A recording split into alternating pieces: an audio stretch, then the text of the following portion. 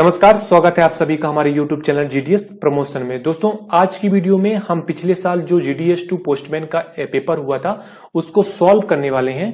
दोस्तों, ये जो क्वेश्चन पेपर है आपके एमटीएस के एग्जाम के लिए या फिर पोस्टल असिस्टेंट एग्जाम के लिए काफी इंपॉर्टेंट है। दोस्तों, इंपॉर्टेंट इसलिए हो जाता है दोस्तों क्योंकि जो एग्जाम का सिलेबस है वो सिलेबस जो है काफी ज्यादा मैच करता है। तो एग्जाम में जाने से पहले ये क्वेश्चन पेपर या फिर ये वीडियो जरूर देख के जाइए ताकि आपको थोड़ा सा हिंट रहे दोस्तों कि क्वेश्चन जो है किस प्रकार के आते हैं। फ्रेंड्स, जो पोस्टमैन का एग्जाम होता है टोटल वो उसमें 75 क्वेश्चन आते हैं, यहाँ पे आप देख पा रहे होंगे। और जो मार्क्स रहता है दोस्तों 150 मार्क्स के क्वेश्चन रहते हैं, मतलब एक जो क्वेश्चन रहता है वो 2 मार्क्स का रहता है।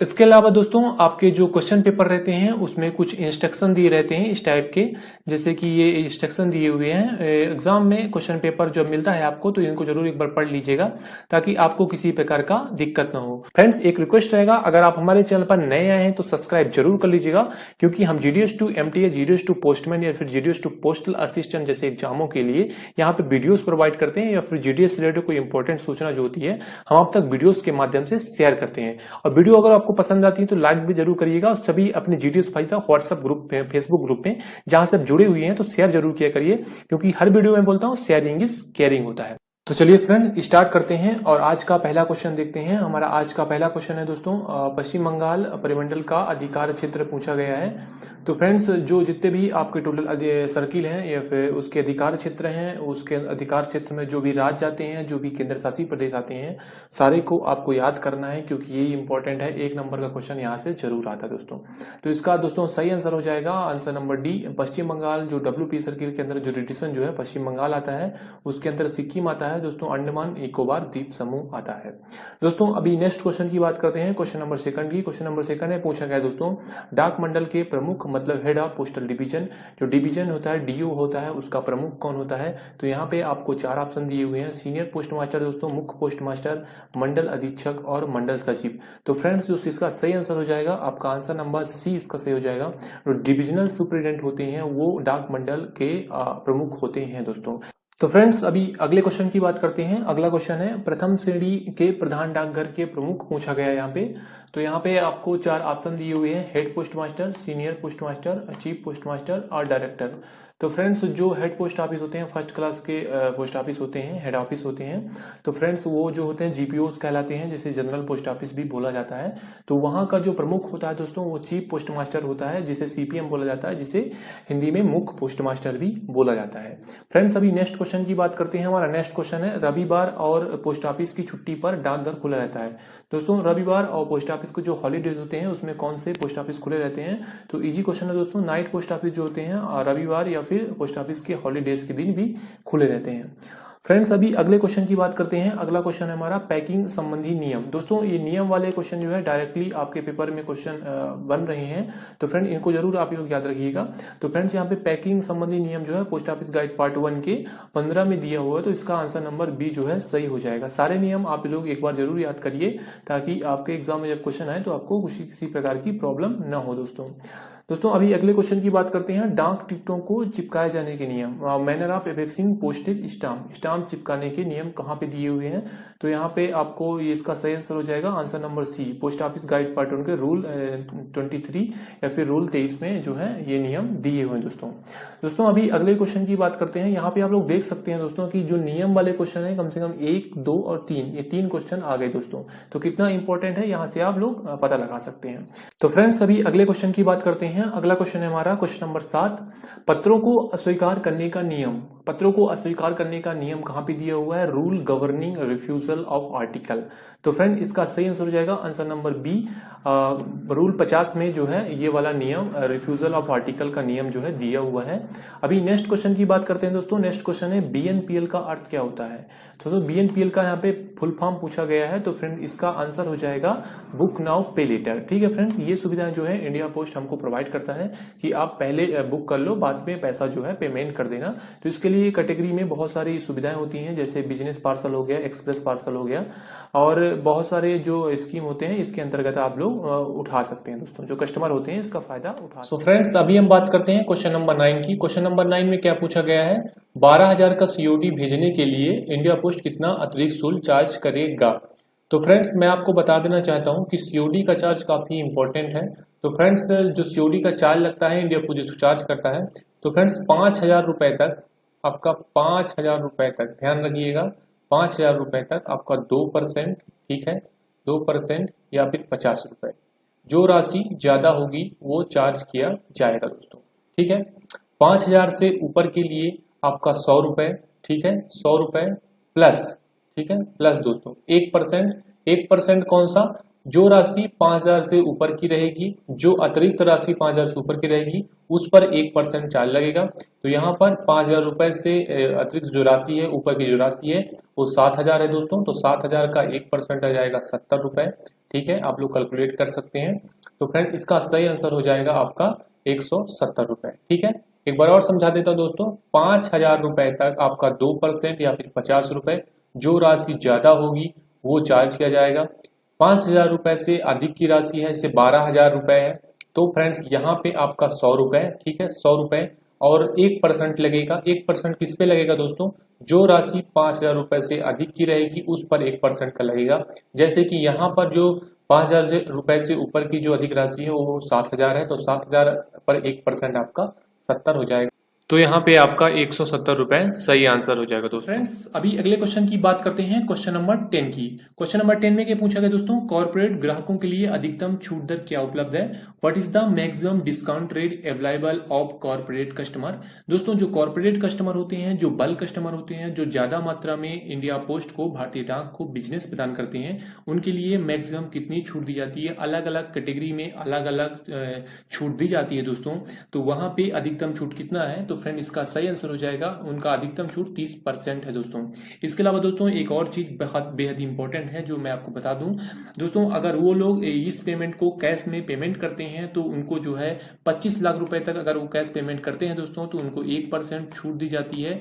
यदि वही कस्टमर जो है उसकी राशि जो है 25 लाख से ऊपर है तो उसको जो है 2% का एक्स्ट्रा डिस्काउंट दिया जाता है। ये तभी दिया जाता है जब वो पेमेंट है वो अगर कैश में करते हैं तब। फ्रेंड्स अभी अगले क्वेश्चन की बात करते हैं, बुकिंग के कार्यालय से 600 किलोमीटर की दूरी के लिए बुक की गई 230 ग्राम स्पीड पोस्ट पत्र का टैरिफ क्या है। फ्रेंड्स मैंने जो स्पीड पोस्ट का स्लैब है वहां पे अलग अलग कैटेगरी में अलग अलग दूरी के हिसाब से वजन के हिसाब से चार्जेस तय किए गए हैं। तो अगर 600 किलोमीटर का वो कोई दूरी है और उसका पत्र का जो वजन है वो 230 ग्राम है, तो फ्रेंड्स वहां पे जो चार्ज लगता है आपका 60 रुपए जो है स्पीड पोस्ट में चार्ज लगता है दोस्तों। तो फ्रेंड्स अभी अगले क्वेश्चन की बात करते हैं, क्वेश्चन नंबर 12 की। यहाँ पे क्या पूछा गया दोस्तों, what is the discount for walk in customer who book speed post article 50,000। अगर कोई कस्टमर है और वो 50,000 रुपए तक की स्पीड पोस्ट आर्टिकल बुक करता है, ज्यादा मात्रा में बुक करता है, तो उसके लिए कितनी उसको छूट दी जाएगी, कितना उसको डिस्काउंट दिया जाएगा।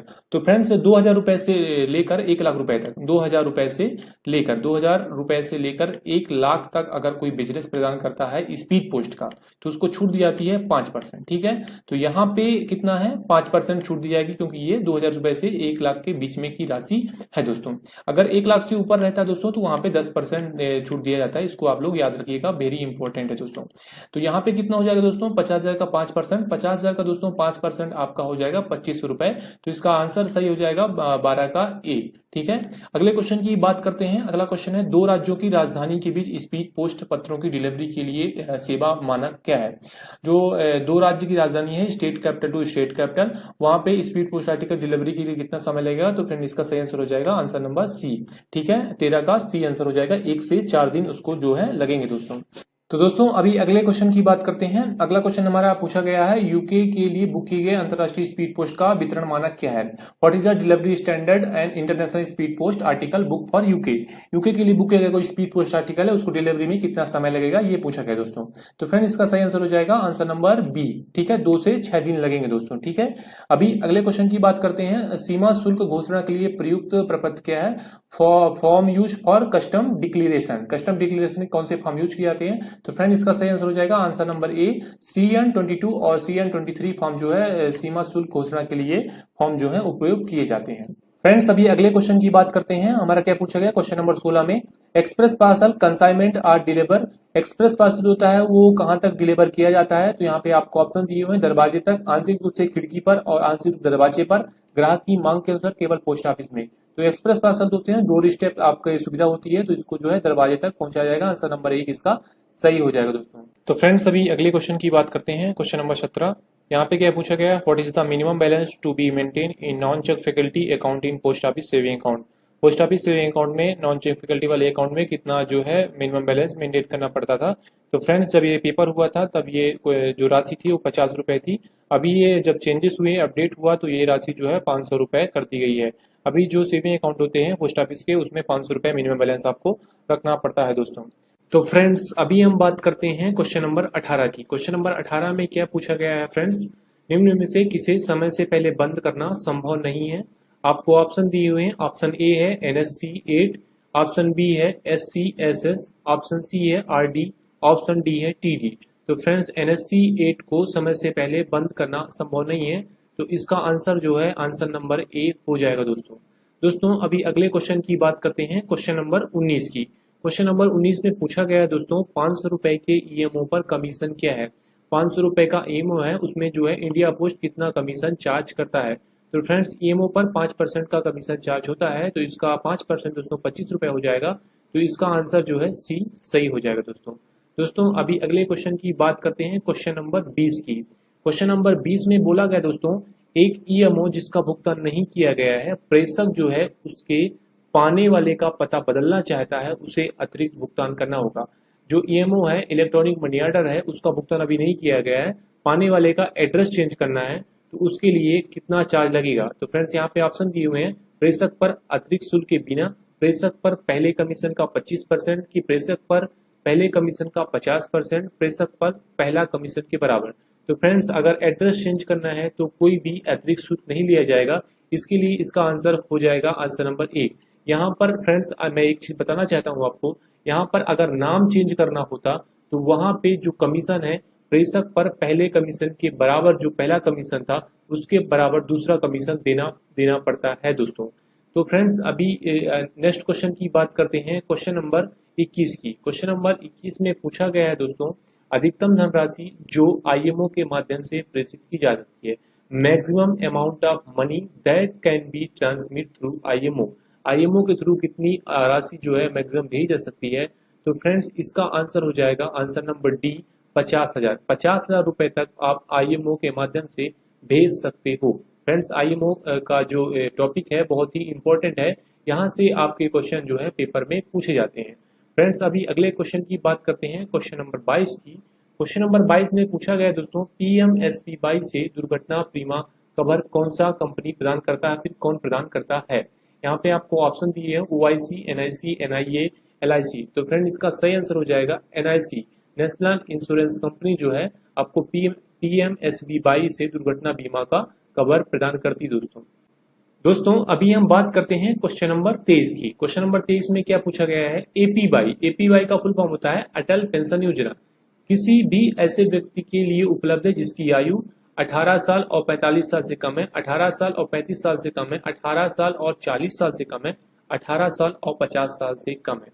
तो फ्रेंड्स APY जो होता है अटल पेंशन योजना, 18 साल और 40 साल के बीच के लिए जिसकी आयु होती है उनके लिए ये स्कीम होती है दोस्तों। इसका आंसर हो जाएगा answer number C. Next question की बात करते हैं, क्वेश्चन नंबर 24। ठीक है, निम्नलिखित में से कौन अंतर्देशीय डाक द्वारा संचरण के लिए निषिद्ध नहीं है। यहाँ पे बोला गया है निषिद्ध नहीं है, क्वेश्चन को ध्यान देना जरूरी है। Which of the following is not prohibited for transmit by inland post. Inland post के थ्रू कौन सा ऐसा प्रोडक्ट है, कौन सा ऐसा ऑब्जेक्ट है जो कि प्रोहिबिटेड नहीं है। तो यहाँ पे विस्फोटक सामग्री दोस्तों बिल्कुल ये प्रोहिबिटेड है, सजीव प्राणी बिल्कुल ये प्रोहिबिटेड है, अशुभनीय प्राणी बिल्कुल ये प्रोहिबिटेड है, तीव्र साधन ठीक से संरचित शार्प इंस्ट्रूमेंट प्रॉपरली प्रोटेक्टेड, अगर इसको प्रॉपरली आप सुरक्षा तरीके से बनाकर भेजते हैं तो ये जो है प्रोहिबिट नहीं है। तो ये इसका आंसर हो जाएगा आंसर नंबर डी। ठीक है, इसका सही आंसर हो जाएगा आंसर नंबर डी दोस्तों। अगले क्वेश्चन की बात करते हैं, PLI में सुनिश्चित अधिकतम बीमा राशि है।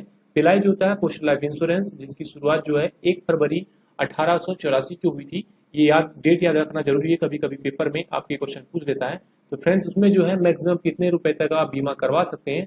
तो फ्रेंड्स इसका आंसर हो जाएगा आंसर नंबर सी, 50 लाख तक का आप मैक्सिमम उसमें बीमा करवा सकते हैं दोस्तों। अगले क्वेश्चन की बात करते हैं, RPLI कब शुरू किया गया। फ्रेंड्स देख सकते हैं ये क्वेश्चन आ गया। अभी मैंने बात किया पीएलआई का डेट की, पीएलआई की शुरुआत कब से हुई थी, तो फ्रेंड्स यहाँ पे आरपीएलआई का क्वेश्चन पूछ दिया। यहाँ पे जो आरपीएलआई की शुरुआत हुई दोस्तों 24 मार्च जो है 1995 को आरपीएलआई की शुरुआत हुई थी। तो इसका आंसर हो जाएगा आंसर नंबर बी। तो यहाँ पे ये सही हो जाएगा दोस्तों, 26 का answer number B.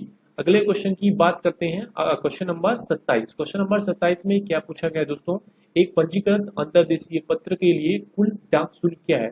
Inland letter जो है उसके लिए पंजीकृत इनलैंड लेटर है, यहाँ पे पंजीकृत है तो पंजीकरण शुल्क 17 रुपए। इनलैंड लेटर का जो चार्ज होता है 2.5 रुपए होता है। तो टोटल हो जाएगा दोस्तों 19.50। ठीक है, तो इसका आंसर नंबर हो जाएगा सी। ठीक है, नेक्स्ट क्वेश्चन की बात करते हैं, क्वेश्चन नंबर 28। क्वेश्चन नंबर 28 के में क्या पूछा गया दोस्तों, अंतरराष्ट्रीय पंजीकृत पत्र के नुकसान के मामले में भुगतान किया जाने वाला मुआवजा, compensation to be paid in case of loss of international registered article. International registered article के मामले में मैक्सिमम जो है 30 एसडीआर का मुआवजा इंडिया पोस्ट प्रदान करता है। तो फ्रेंड्स इसका जो आंसर है आंसर नंबर बी सही हो जाएगा। अगले क्वेश्चन की बात करते हैं दोस्तों, शाखा कार्यालय में बुक पंजीकृत पार्सल की अधिकतम वजन सीमा कितने हैं। जो बीओ होते हैं वहां पे कितने वजन तक आप रजिस्टर्ड पार्सल बुक कर सकते हो। तो यहाँ पे आपको 4 ऑप्शन दिए हुए हैं। ए दिया हुआ है 4 किलोग्राम, बी दिया हुआ है 10 किलोग्राम, सी दिया हुआ है 20 किलोग्राम और डी दिया हुआ है 35 किलोग्राम। तो फ्रेंड्स आप बीओ में ब्रांच ऑफिस में जो पंजीकृत पार्सल है, रजिस्टर्ड पार्सल है, उसकी जो मैक्सिमम सीमा है 10 किलोग्राम। इसका सही आंसर हो जाएगा आंसर नंबर बी। तो फ्रेंड्स अभी हम बात करते हैं क्वेश्चन नंबर 30 की। क्वेश्चन नंबर 30 में पूछा गया है निम्नलिखित में से स्मारक स्टैंप उपलब्ध नहीं है। Commemorative stamp are not available in the following. ठीक है, ऑप्शन दिया हुआ है, पहला फिलाटेली ब्यूरो, दूसरा दिया हुआ फिलाटेली काउंटर, तीसरा दिया हुआ है स्टाम्प काउंटर, चौथा दिया हुआ फिलाटेली डिपॉजिट अकाउंट। तो फ्रेंड्स कॉमरेटिव स्टैंप जो होते हैं, स्मारक स्टैंप जो होते हैं वो स्टैंप काउंटर में उपलब्ध नहीं होते हैं। तो इसका आंसर हो जाएगा आंसर नंबर सी। अगले क्वेश्चन की बात करते हैं, क्वेश्चन नंबर 31। क्वेश्चन नंबर 31 में क्या पूछा गया है, निम्नलिखित में से एक प्रधान डाकघर का प्रभारी अधिकारी नहीं है। हेड ऑफिस का कौन इंचार्ज नहीं हो सकता। तो friends post master head office का इंचार्ज हो सकता है, senior post master head office का इंचार्ज हो सकता है, मुख्य पोस्ट मास्टर भी हेड ऑफिस का इंचार्ज हो सकता है। तो यहाँ पे जो असिस्टेंट पोस्ट मास्टर होते हैं वो एक हेड ऑफिस के इंचार्ज नहीं होते हैं। तो इसका आंसर हो जाएगा आंसर नंबर 1 दोस्तों। तो फ्रेंड्स अभी हम बात करते हैं क्वेश्चन नंबर 32 की। क्वेश्चन नंबर 32 में क्या पूछा गया है, शाखा डाकघर का लेखा संबंध निम्न में से है। जो ब्रांच ऑफिस होते हैं उसका अकाउंट का संबंध कहाँ से होता है। तो फ्रेंड्स यहाँ पे ऑप्शन दिया हुआ है उप कार्यालय मतलब सब ऑफिस, दूसरा दिया हुआ है प्रधान कार्यालय मतलब हेड ऑफिस, तीसरा दिया हुआ है उपरोक्त में से किसी भी, चौथा दिया हुआ है इनमें से कोई नहीं। तो इसका सही आंसर हो जाएगा answer number C, head office और सब ऑफिस में से किसी में से भी लेखा का संबंध जो होता है हो सकता है किसी ब्रांच ऑफिस का। तो दोस्तों अभी हम बात करते हैं क्वेश्चन नंबर 33 की। क्वेश्चन नंबर 33 में क्या पूछा गया है, कितने प्रकार के मेल बैग निर्धारित है। How many kind of mail bag are prescribed. तो फ्रेंड्स जो मेल बैग होते हैं वो 3 प्रकार के होते हैं। तो इसका आंसर जो है आंसर नंबर 3 हो जाएगा। कौन कौन से मेल बैग होते हैं दोस्तों, तो पहला आपका होता है स्टेशन मेल बैग, दूसरा आपका होता है सॉर्टिंग मेल बैग, तीसरा आपका होता है कंबाइंड मेल बैग। फ्रेंड्स ये क्वेश्चन जो है पोस्टल मैनुअल वॉल्यूम 5 का है, काफी इंपॉर्टेंट क्वेश्चन है दोस्तों। तो फ्रेंड्स अभी हम बात करते हैं क्वेश्चन नंबर 34 की। क्वेश्चन नंबर 34 में क्या पूछा गया है, रोकड़ कार्यालय और उप कार्यालय के बीच एक्सचेंज किए गए मेल बैग को किस चिन्ह द्वारा दर्शाया जाता है। तो फ्रेंड्स इसको जो है एफ द्वारा दर्शाया जाता है, फाइनेंस के द्वारा। जो नकदी कार्यालय होते हैं और सब ऑफिस होते हैं उसमें जो मेल बैग एक्सचेंज किए जाते हैं उसको जो है एफ द्वारा दर्शाया जाता है दोस्तों। अगले क्वेश्चन की बात करते हैं क्वेश्चन नंबर 35 की। यहाँ पे क्या पूछा गया है, देर से पत्र प्रस्तुत किए जा सकते हैं, late letters can be presented. जो लेट लेटर है कहाँ पे प्रेजेंट किए जा सकते हैं। तो फ्रेंड्स ऑप्शन ए है, एक डाकघर की खिड़की पर बिल्कुल, एक मेल कार्यालय खिड़की पर बिल्कुल, एक मेल ऑफिस के लेटर बॉक्स में पोस्ट किया जा सकता है। तो फ्रेंड्स बिल्कुल सही है। तो ऊपर के तीनों ऑप्शन सही है, तो आंसर डी जो हो जाएगा सही हो जाएगा। जो लेट लेटर है आप डाकघर की विंडो पर भी प्रस्तुत कर सकते हैं, मेल ऑफिस के विंडो पर भी प्रस्तुत कर सकते हैं और किसी मेल ऑफिस के लेटर बॉक्स में उसे आप डाल सकते हैं। तो आंसर नंबर डी 35 का सही हो जाएगा दोस्तों। तो फ्रेंड्स अभी अगले क्वेश्चन की बात करते हैं क्वेश्चन नंबर 36 की। यहाँ पे क्या पूछा गया दोस्तों, नागपुर के पते वाले पत्र को भोपाल भेजने को कहा जाता है। An article with address Nagpur sent to Bhopal will be, कौन सा आर्टिकल कहलाएगा?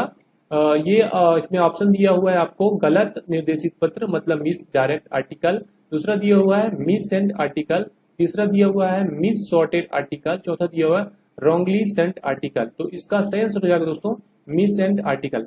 मिस सेंट आर्टिकल दोस्तों क्या होता है, वो आर्टिकल जो रूट उसके लिए निर्धारित किया गया है उस रूट से ना भेज के किसी और रूट से जब वो आर्टिकल भेज दिया जाता है तो उसे मिस सेंट आर्टिकल कहा जाता है दोस्तों। अगले क्वेश्चन की बात करते हैं। अगला क्वेश्चन है, एक पत्र वस्तु का मुख है, face of article. Face of article क्या कहलाता है?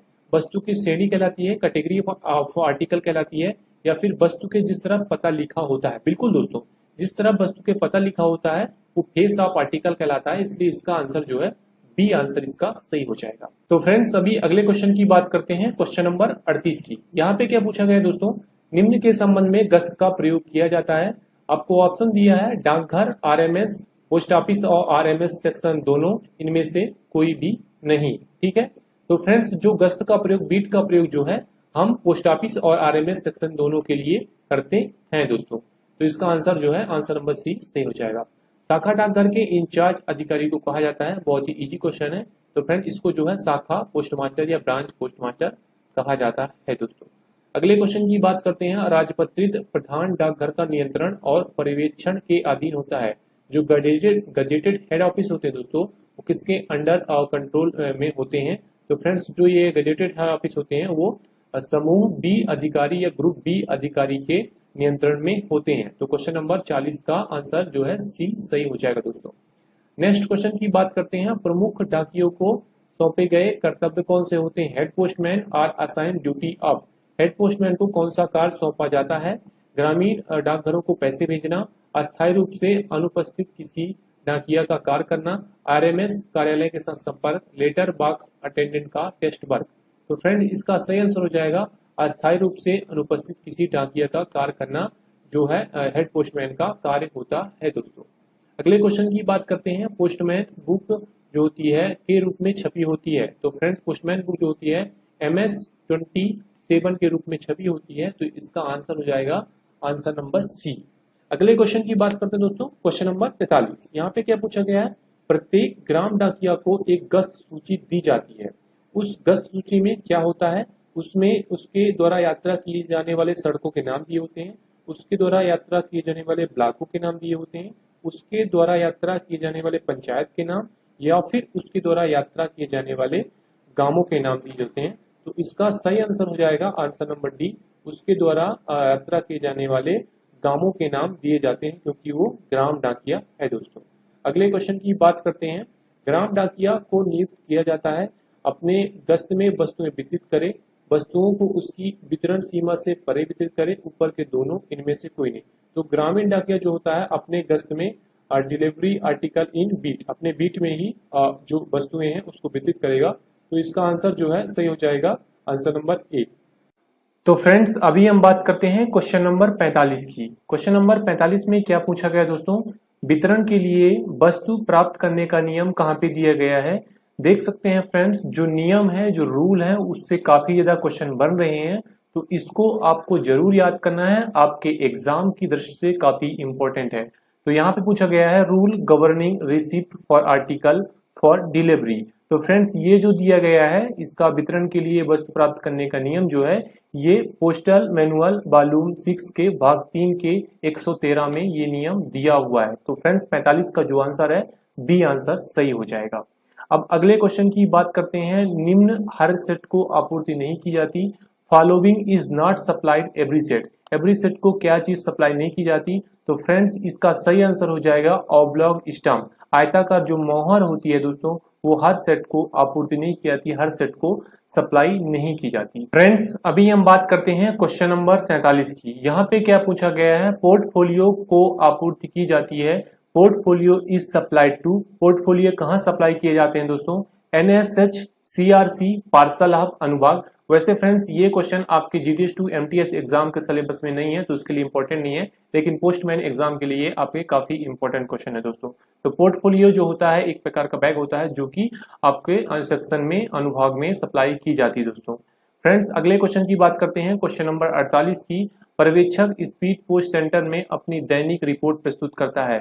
Supervisor speed post centre submit his daily report. Daily report supervisor कहाँ सबमिट करता है? तो फ्रेंड्स ये हो जाएगा MS 83। इसका आंसर क्या हो जाएगा? आंसर नंबर सी जो है इसका सही आंसर हो जाएगा फ्रेंड्स। तो अगले क्वेश्चन की बात करते हैं, क्वेश्चन नंबर 49।